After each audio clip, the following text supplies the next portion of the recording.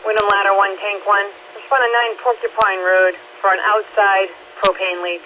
Windham Ladder 1, Tank 1, 9 Porcupine Road for an outside propane leak. Cross street to Copsville Road in the cul-de-sac for W3, time the dispatch 1417.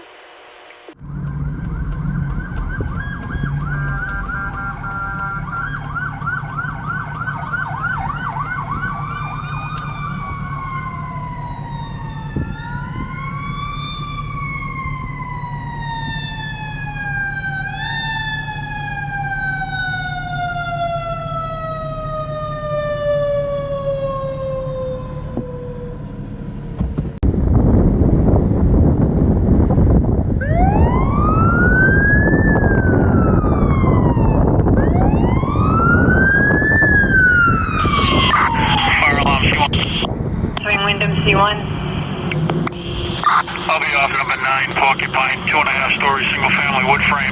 Nothing showing from 3 sides. Building has been evacuated. C1 will have command set on side A. Engine 1 will be investigation on arrival.